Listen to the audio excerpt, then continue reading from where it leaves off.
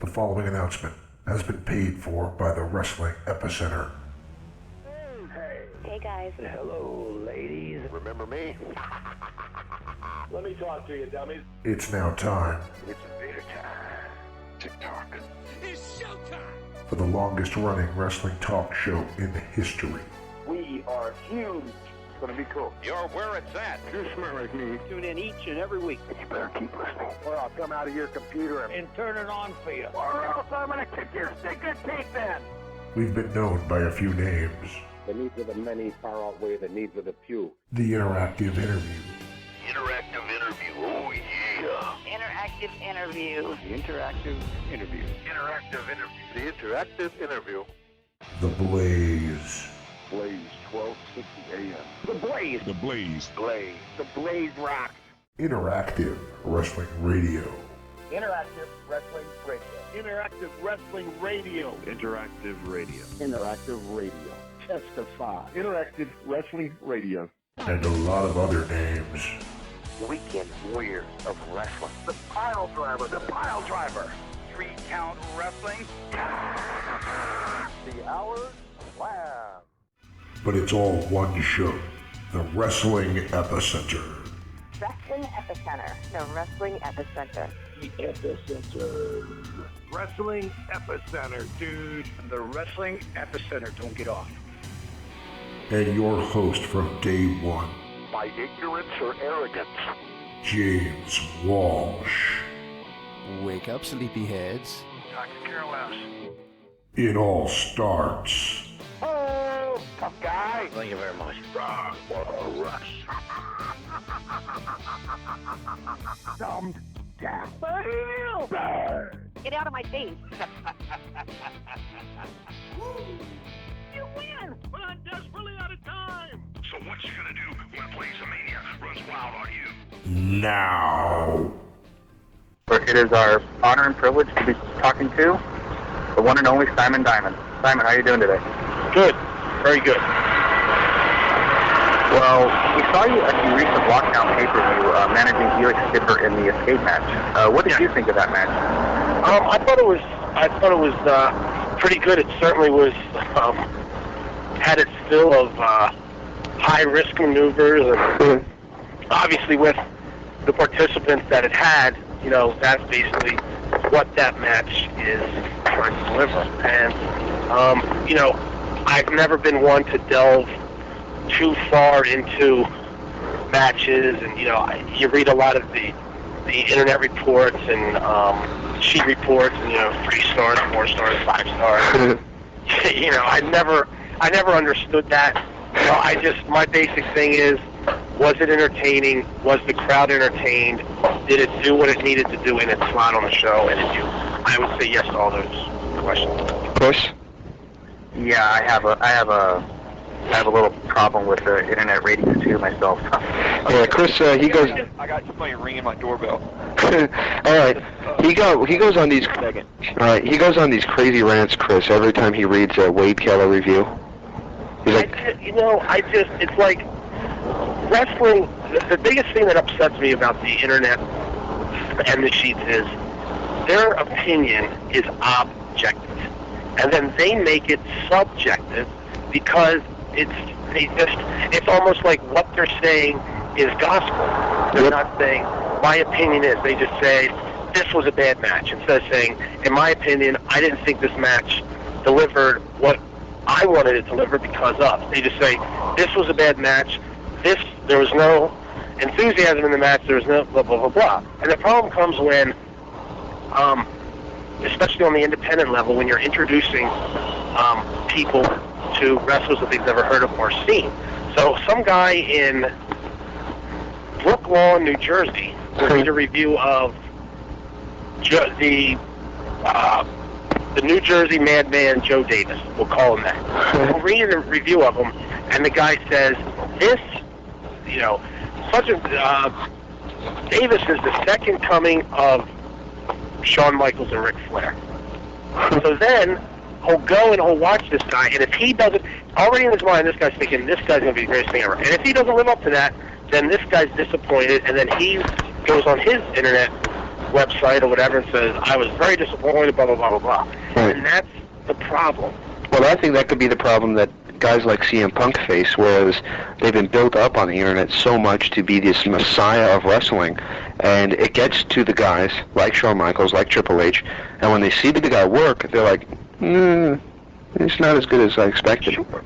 And like I've always said, a lot of the people who are doing the reviewing don't have the credentials to do the review. And I'm not saying that you had to be a professional wrestler to be able to review professional wrestling. That's an archaic look at. I'm just saying that if you're going to sit there and review and decipher a wrestling match, then you should have some type of credentials which allows you to sit there and review and decipher and critique a match if you're going to present it as fact, which is what these guys do. If they're just going to present it as, this is my opinion, but no one ever states that. They don't state, this is my opinion. They're just saying, boom, this is it. And, it's a problem. And I don't know if it'll ever come to an end. Well, what do you think of... Wrestling certainly needs the internet. Yeah, it does need the internet, but let me ask you, this really bothers me, though. When I watched a show like... what show was it? I think it was Saturday Night's Main Event a couple months back. I'm watching the show, and I'm reading on the forums as it's going along, and everybody's like, oh, they're spoiling us. We got thumbtacks. We got a great match. We got whatever, all these great matches. And then the next day, it comes out when Wade Keller and Dave Meltzer, and not to name names, write up their review, and they're like, oh, it was a little lackluster. All of a sudden, all the people who were like, oh, they're spoiling us, are now saying, well, that sucked. Exactly, because again, wrestling is it's objective. How are you looking at it? Look at it objectively. Don't look at it. Too many people are trying to. Too many people are just they're trying to put like this guideline or system beyond it. Wrestling is not baseball. If a guy's hitting 412 and another guy's if a guy playing first base is hitting 412. And the guy who's a regular starter is hitting 280, guess what? The guy hitting 412 is going to start playing. It's just that simple. Right. That doesn't work in wrestling. Sorry, it just doesn't work. If a quarterback has a 5-to-1 touchdown to interception ratio, and the backup quarterback has a 25-to-1 touchdown to interception ratio, guess what's going to happen? Right. The backup quarterback's going to be starting. But you can't do that in wrestling. Wrestling is entertainment. Right. Period. If we can just all stop for a second and just try and be entertained and stop trying to decipher it as an Olympic sport, we'd be so much better off. Oh, I think so. And when you were talking about this, we did an interview with AJ a couple weeks back, and I did an interview with Batista in June. And each of them had shots with each other, and it's kind of been a hot topic on the internet of, well, which one's right? Who sucks and who's great? I'm like, no. They're both great in different ways. Most certainly. AJ Styles athletically is probably in the top 5 in professional wrestling today, hands down. Batista as a draw and an intrigue on television in the WWE, phenomenal. So, his character, very good. You can't compare the two because they're two completely different styles, two completely different wrestlers. Right. Well, first of all, let me thank you for saying that. I've been trying to say that for months, and I haven't been able to be that articulate. I think my dog is saying it now, too. Well, I guess the next question is, what do you think the next step for TNA is? I think the next step is we have to continue to grow as a company. We have to climb. Our rating into the mid-ones, where we become I know Jackson, mid-ones, okay, 2s. Jackson, my dog Jackson is saying we need to climb to the 2s. Well, he's a very positive thinker. I think that, we need to get into the 1.5 range where Spike TV looks at us and says, you know what, let's put these guys in prime time, and let's see what they can do. Or let's put them on the front time slot of up against Raw, and let's put them in the 8 to 9 slot on Monday. Let's even give them an extra 30 minutes. Let's go 8 to 9:30. We'll give them 30 minutes up against Raw. We'll see what they can do. But that's the next step. We have we're on national. We've been on national television now for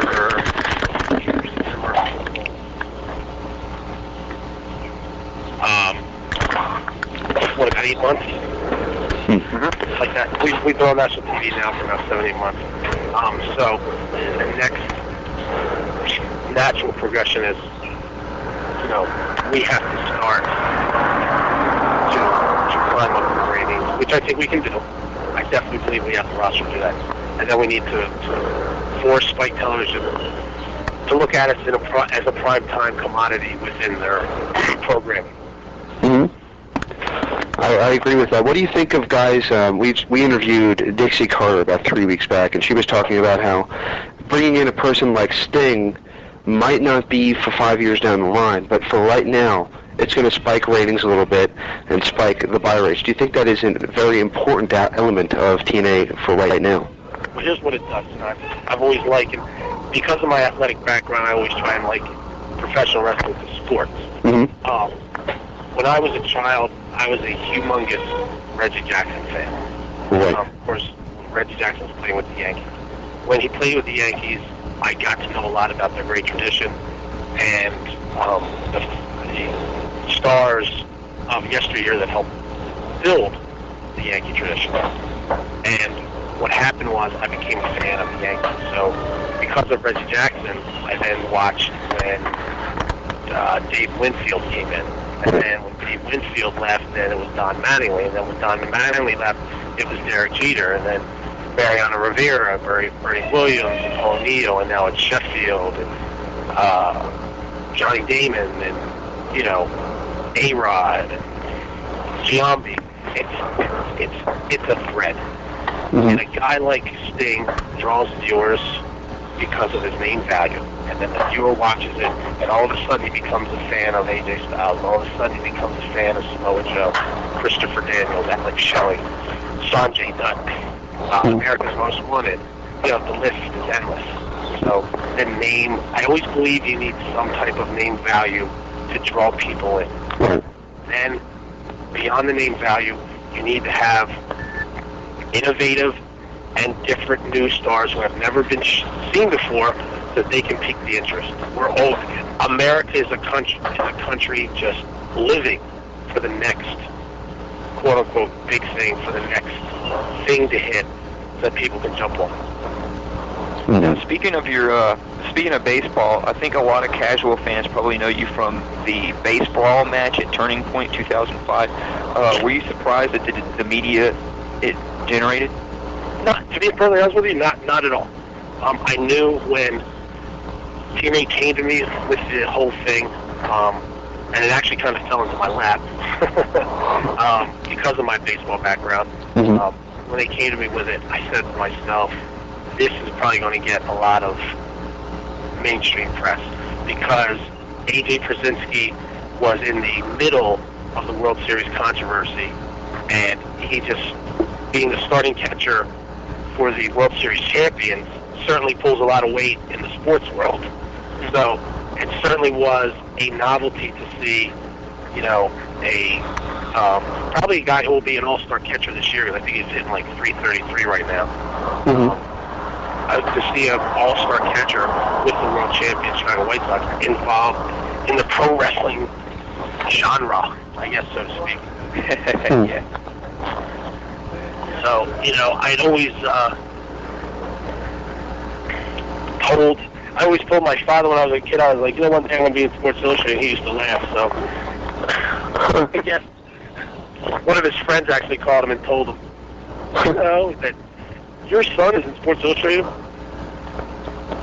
And then he called me, so that was really, being in Sports Illustrated, being on ESPN Sports Center twice, and being on Cold Pizza and stuff like that on ESPN, it was just, it's a dream come true. I mean, growing up as a kid, I always played sports, and of course, I'm sure everyone's well aware of my baseball background, and, it was just, it was a dream come true. I have to add something. San Diego Padres, I happen to live really close to San Diego, and they happen to be my ball team. And when you chose college instead of when I found out you'd chosen to go to college rather than be drafted by them. I was kind of disappointed.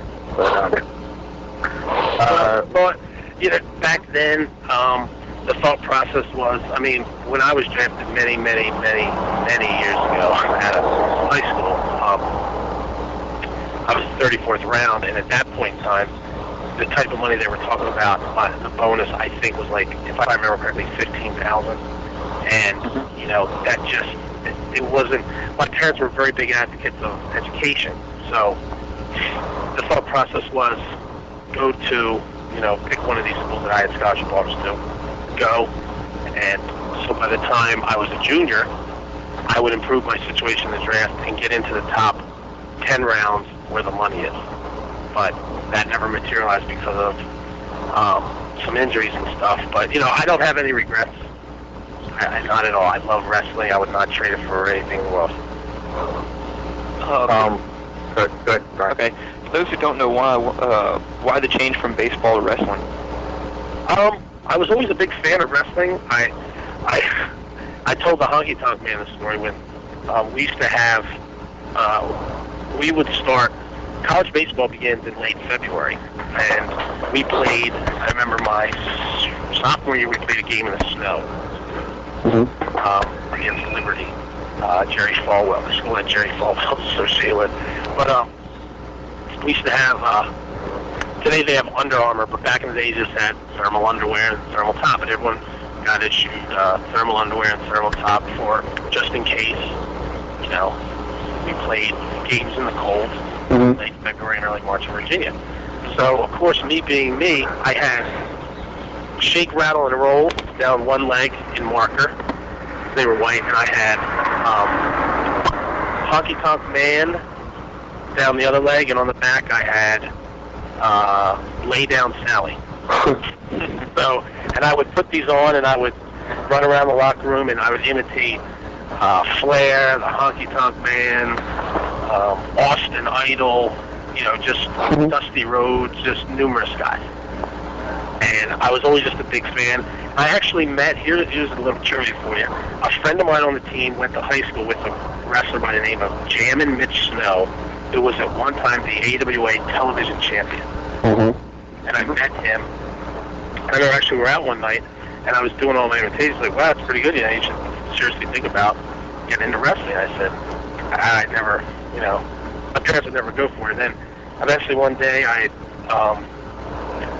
when I started a job with Pepsi Cola in marketing, one of the guys who worked out the warehouse was a pro wrestler. I got talking to him, and then he introduced me to Jim Kettner, and the rest, I guess they say, is history. Well, just a few more questions, and we'll let you go. Let you rest your throat. There was a rumor that the name Simon Diamond is a play on Dean Malenko. Any truth to that? When was that? Paul, at the arena, Paul came to me and he said, you remind me of Dean Malenko. And when I began, probably my last couple of years in the Indies, I would say from 95 to 98, I studied Dean Malenko religiously. I thought, as far as execution, smoothness, and just his overall efficiency in the ring was better than anyone. So I studied a lot of what he did in mat wrestling, chain wrestling, and I basically tried to wrestle like him whenever I was mat wrestling or chain wrestling. So Paul came to me and said, you know, you remind me a lot of Dean Malenko, which I took, of course, as a tremendous compliment. And he said, he goes, what's his real name? And I said, Simon. And he goes, right. You're going to be Simon Diamond. Because at the time I was Lance Diamond coming off the Indies, but of course ECW had Lance Storm. Right. So Simon Diamond was born. Wow.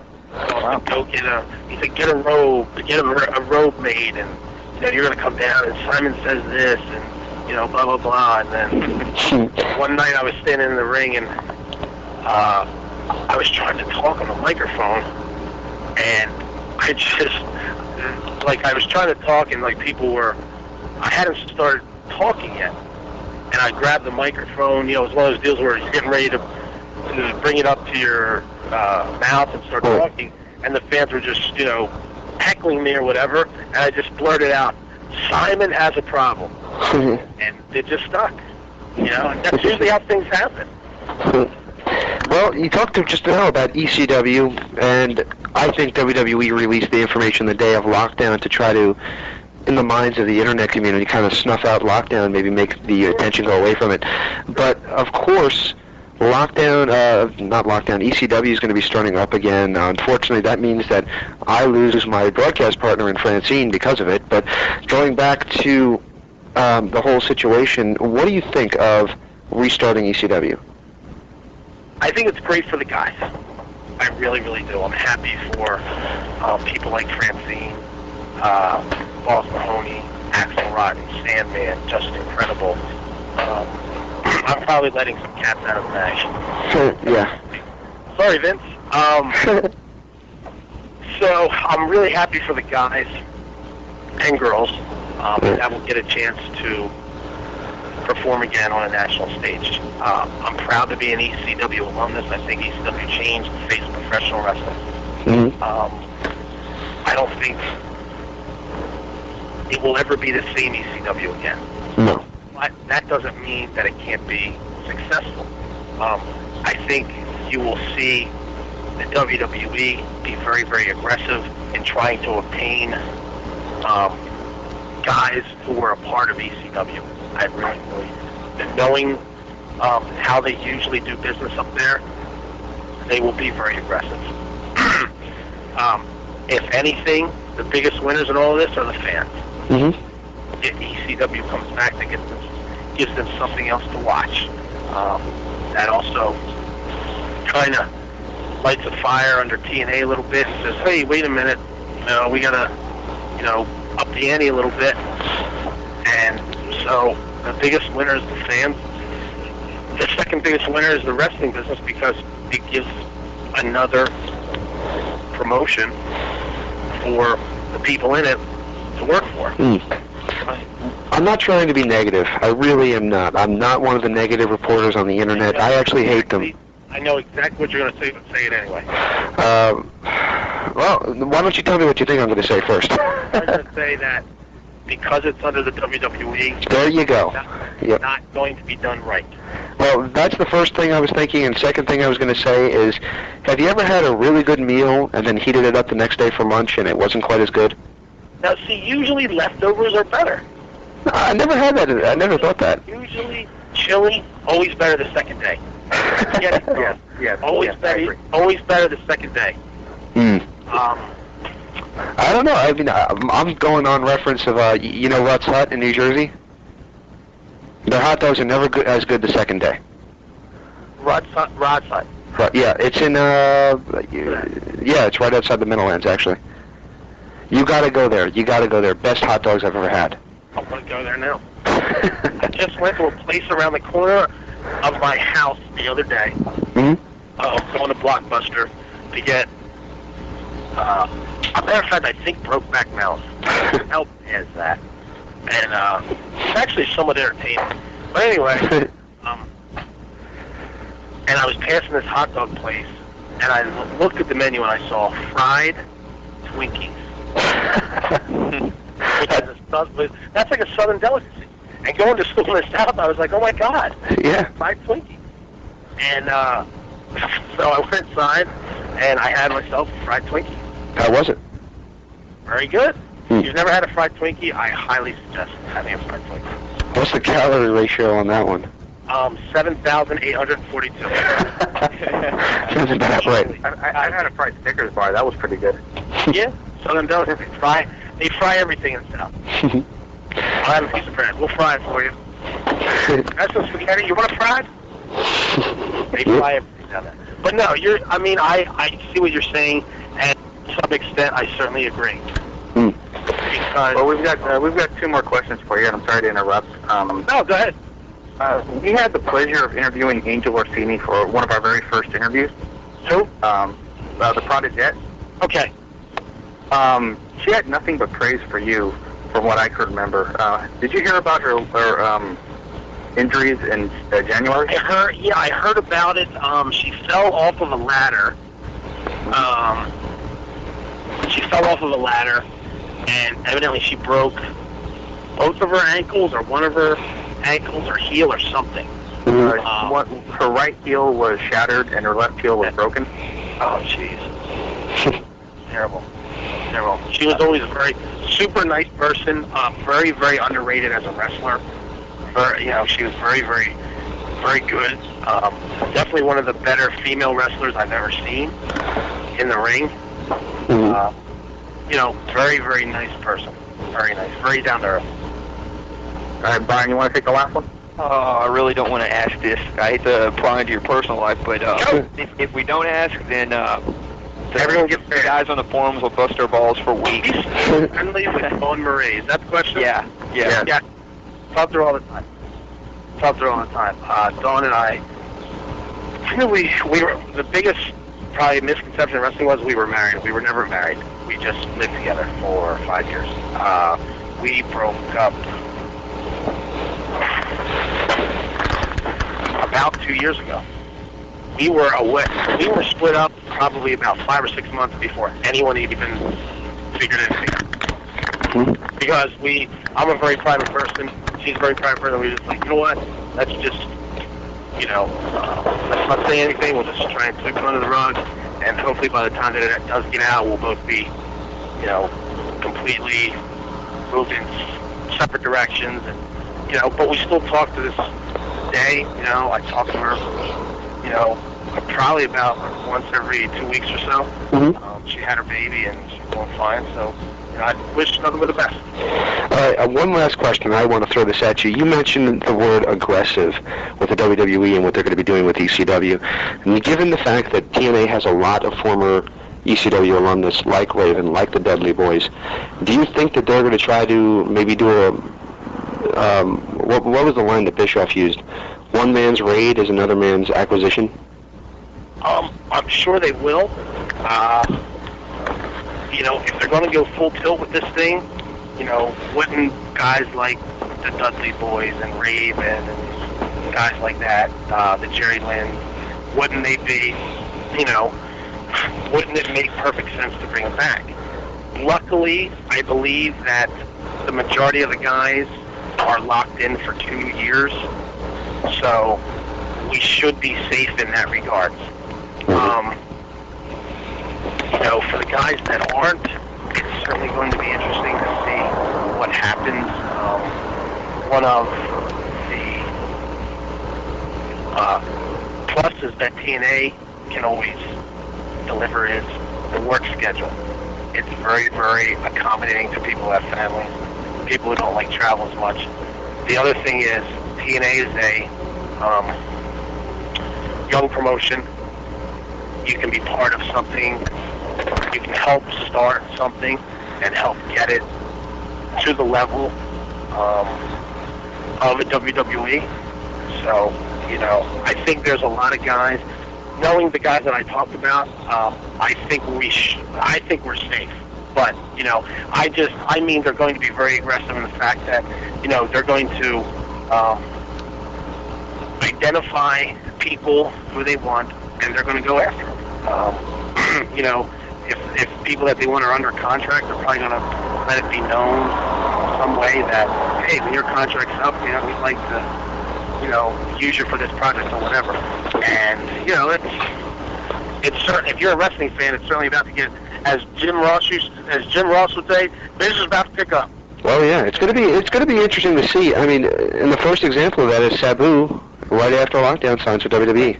Perfect example, and I can't, I don't begrudge Sabu for what he did at all. Sabu is the ultimate professional. He showed up Sunday with a broken arm, with a cast on, and he was already had accepted the WWE's deal. He didn't have to go on that plane to come in, but that's just the type of guy that Sabu is. And on his way out the door, he did business the right way, and he helped TNA. Right. How can you begrudge that? No, you can't. There's just no way. So, if someone had asked me, if someone had said, what would you say to anyone who wrestled for ECW, who's a part of TNA right now, who then decided to go ECW, and I would say, if that's what they decided to do, that's fine. If they go out the door as a professional and they go out, helping TNA and helping to establish somebody else, that's what the wrestling business is all about. Mm-hmm. Well, we really, really can't thank you enough. And by the way, if you have a couple more questions, I can take them. Yeah, we do have a couple more questions. Last time I talked to you was about the Christmas time of '04, and you could not wait to get rid of the name Irish Pat Kenney. How good does it feel to be Simon Diamond again? It's like I got out of jail. It's like I got out of jail. Alrighty. Another question I have for you is this Diamonds of the Rough. We actually interviewed Elix Skipper just 2 days ago. He talked a lot about enjoying what's going on, but he thinks that there's maybe more work to be done with you guys than it was with the Triple X faction. What do you think of the Diamonds of the Rough currently? I think it's very good. Triple X was the featured tag team at one point in TNA. Mm-hmm. Diamonds of the Rough certainly aren't that. But again, you have to know what your slot is, and you have to try and do that to your best of your ability. I think that everything that we've been given so far by TNA, we've done something positive with. So it's just one of those things where you just got to keep plugging along, and you got to hope that, we're in the right place at the right time, mm-hmm. so to speak. Excellent.